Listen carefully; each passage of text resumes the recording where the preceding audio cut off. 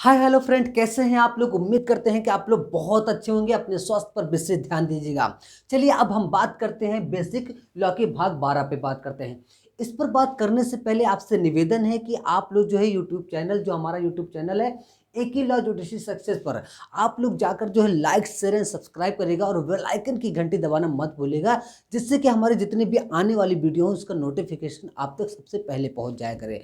चलिए अब बात करते हैं बेसिक लॉ के भाग 12 पे बात करते हैं। हमने पिछली वीडियो में क्या बात किया था कि अध्याय 9 पे बात किया था। अब अध्याय 9A पे बात करेंगे, ठीक है। आईपीसी का जो अध्याय 9A है उसमें ये बात क्या कहा गया, उसमें बात जो है अध्याय 9A में बात क्या कहा गया है कि निर्वाचन संबंधी अधिकार से संबंधित जो बात की गई है अध्याय 9A में बात की गई है। और कहां से कहां तक बात की गई, सेक्शन 170A से लेकर 171A से लेकर 171 आई तक, यानी कि 171 धारा 171A तक, ए से लेकर 171 आई तक दिया गया, यानी कि 171 ए से लेकर 171 आई तक, यानी कि आई तक दिया गया है धारा जो है, ठीक है। अब हम बात कर लेते हैं धारा 171 बी में क्या बात किया गया।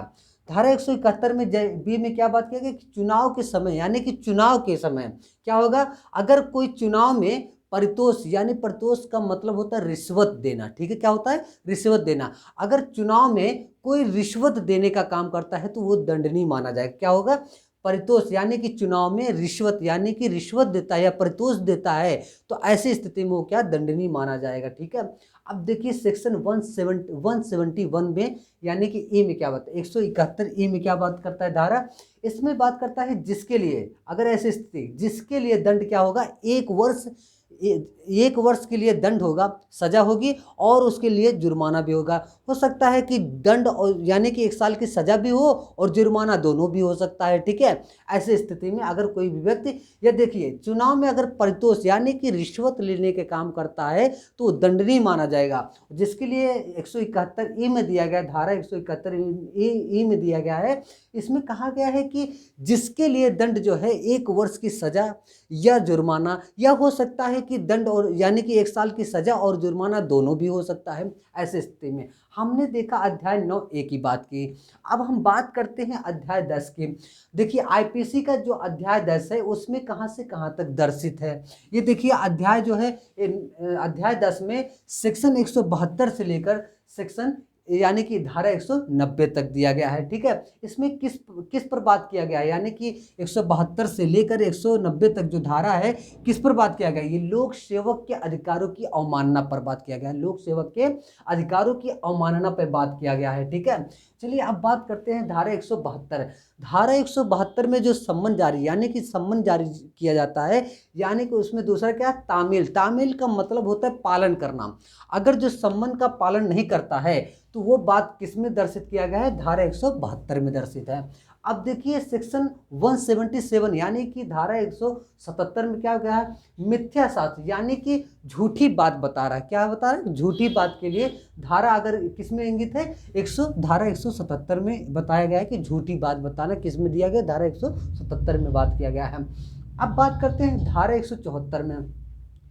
धारा 174 में क्या बात करता है कि लोक सेवक का आदेश न मानकर गैर हाजिर होना, यानी कि गैर हाजिर, यानी कि जो लोक सेवक है, लोक सेवक का जो है आदेश नहीं मानकर क्या होता है, गैर हाजिर होता है। किस पर बात किया, किस धारा में, धारा 174 में, यानी कि 174 में बात किया गया है, ठीक है। अब हम बात कर लेते हैं धारा 176 में।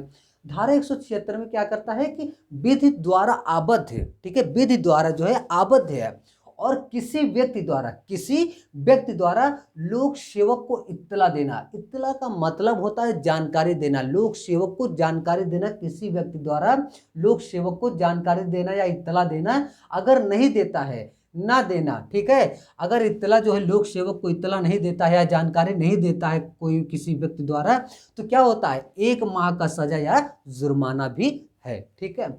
अब हम बात कर लेते हैं धारा 182 और धारा 186। धारा 186 किस पर बात करता है, लोक सेवक के कार्य में निर्वहन, यानी कि जो बाधा डालता है, ठीक है। तो क्या जो बाधा डालने में काम करता है, क्रिया करता है, ऐसी कोई अपराध करता है तो कितना सजा होगा उसके लिए, 1 वर्ष तक की सजा होगी और जुर्माना 1 साल की, यानी कि 1 साल की सजा या जुर्माना भी हो सकता है। चलिए, इसमें हमने बात कर लिया धारा 186 की। अब देखिए धारा 182 क्या कहता है। धारा 182 करता है कि मिथ्या इत्तला देना, ठीक है। मिथ्या इत्तला यानी कि देने का मतलब है कि मिथ्या इत्तला मतलब होता है झूठी जानकारी देना, ठीक है। धारा 182 में ये क्या बताया कि झूठी जानकारी यानी कि मिथ्या इत्तला यानी कि झूठी जानकारी देना। अगर ऐसी कोई कुछ करता है, कोई अपराध करता है, झूठी जानकारी देता है या मिथ्या इत्तला देना काम करता है, तो 6 माह की सजा या जुर्माना या हो सकता है दोनों भी दिया जा सके, ठीक है। और देखिए अब बात करते हैं, यह हमेशा जो है दूसरे पक्ष को क्या होता है, नुकसान पहुंचाने के यानी कि क्षति पहुंचाने के लिए होता है, करता है। क्यों, क्या करता है, यानी कि झूठी बात जो है, झूठी जानकारी देकर दूसरे पक्ष को क्या करता है, उसको नुकसान यानी उसको इंजरी यानी कि उसको क्षति पहुंचाने का काम करते हैं, यानी पहुंचाने के लिए होता है ये जो झूठी बात करते हैं। हमने देखो इस पर बात कर लिया है। अब हम जो नेक्स्ट वीडियो में बात करेंगे, हम क्या बात करेंगे, बेसिक लॉ के भाग 13 पे बात करेंगे, ठीक है। इसी पर हम इसको विराम करते हैं, फिर मिलते हैं अगले वीडियो में। इसी के साथ जो है जय हिंद जय भारत।